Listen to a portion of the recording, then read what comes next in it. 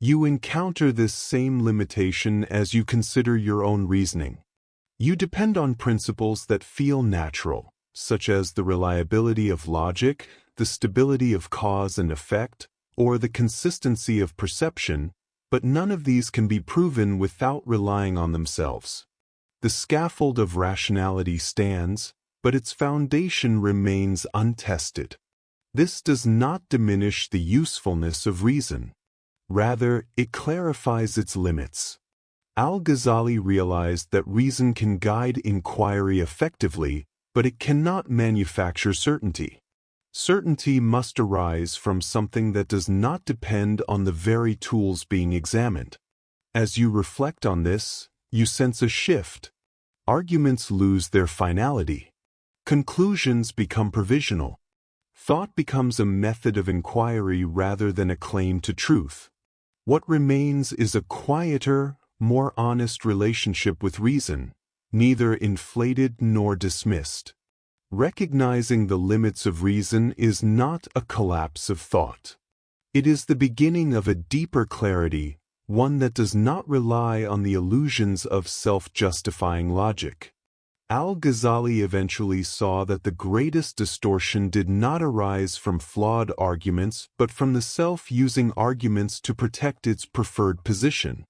The mind, influenced by desire and fear, shapes what it accepts as rational long before reasoning begins. You begin to notice this subtle influence within yourself. Certain ideas feel true because they preserve comfort. Others feel false because they threaten identity. The evaluation appears logical, but beneath the reasoning lies an unspoken motive. As you follow this observation further, you recognize that the self behaves like a filter. It directs attention toward what confirms its structure and away from what challenges it. This mechanism operates silently, making its influence easy to overlook. Al Ghazali insisted that until the self is understood, no intellectual inquiry can reach its destination.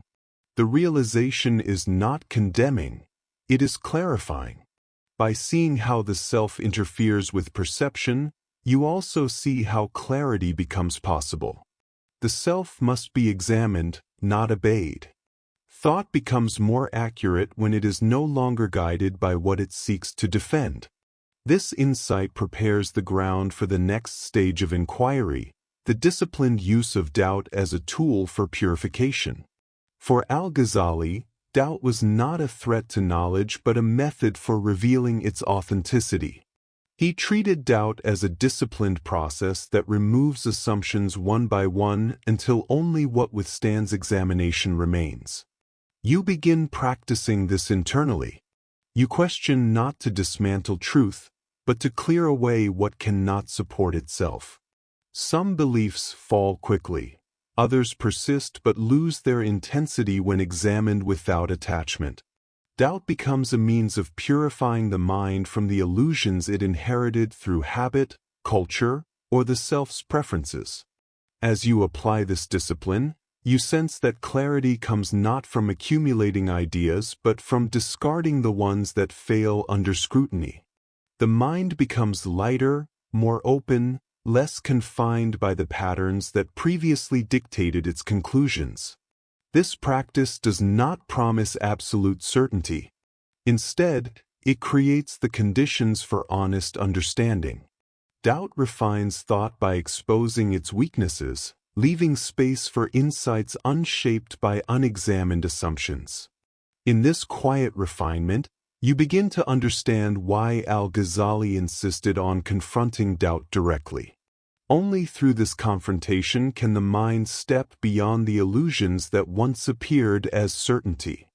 You begin with a simple assumption, that what you know is grounded in truth. Yet the moment you examine this assumption, it becomes less stable.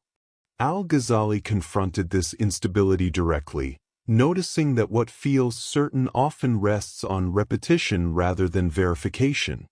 You sense that the mind prefers coherence, even if coherence is assembled from unexamined patterns. The confidence you place in your thoughts may arise less from clarity and more from familiarity. As you watch your own reasoning, you notice how quickly the mind confirms itself. It accepts its own conclusions because they fit the structure it already maintains. This raises a quiet but unavoidable concern. If your certainty comes from the mind, and the mind shapes the certainty it claims to measure, where does true assurance begin? If the mind is both the seeker and the tool of seeking, how can it observe itself without distortion? In the Baghdad of the 11th century, Al Ghazali lived among scholars who debated philosophy, theology, and the nature of certainty with remarkable confidence. Rationalists defended structured argument, mystics defended inward insight, and theologians defended inherited frameworks.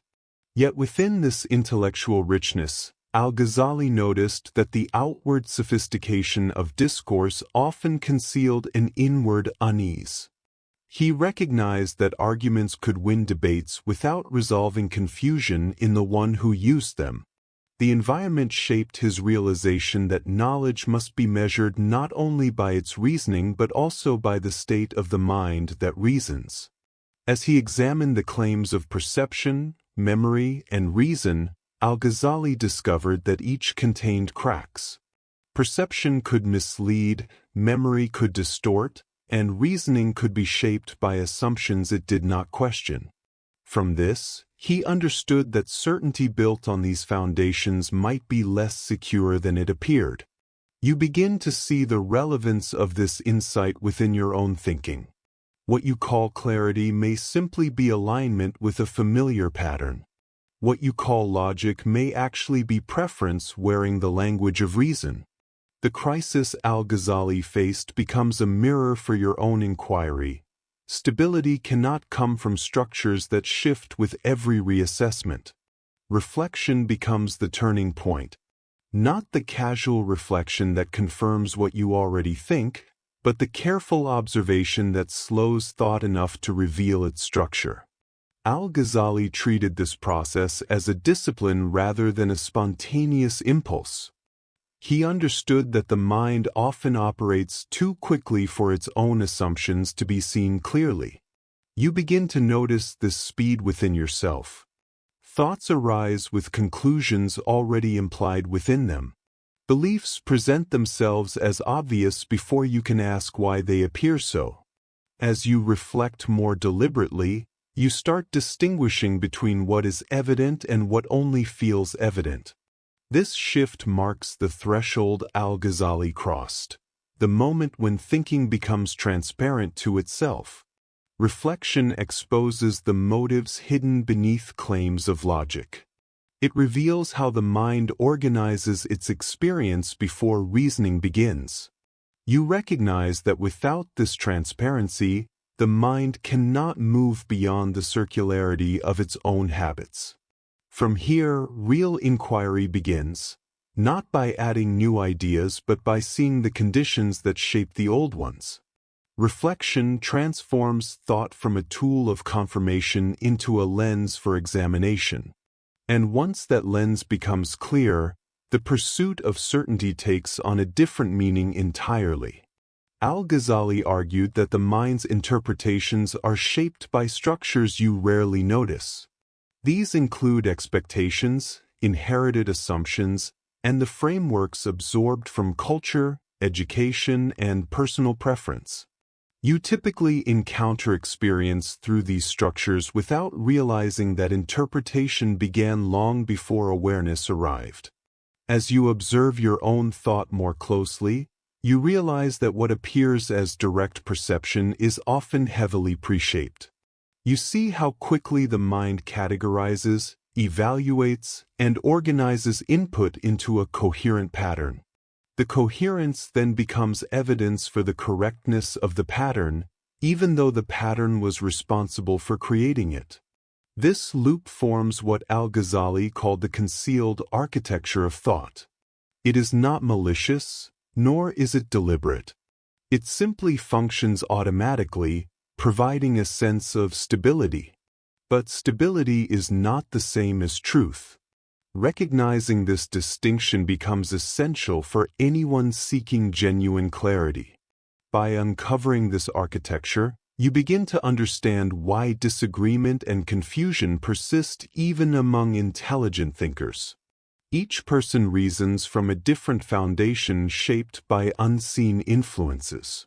When these influences remain hidden, clarity is impossible, because the starting point of reasoning itself remains unexamined. This realization moves you closer to the heart of Al Ghazali's insight. The problem is not the world or the argument. It is the unnoticed structure of the mind that interprets both. Al Ghazali confronted a difficult truth. Reason, for all its importance, rests on premises it cannot justify. It can test conclusions, evaluate coherence, and expose contradictions, but it cannot validate the assumptions from which it begins. The entire structure depends on something outside its reach.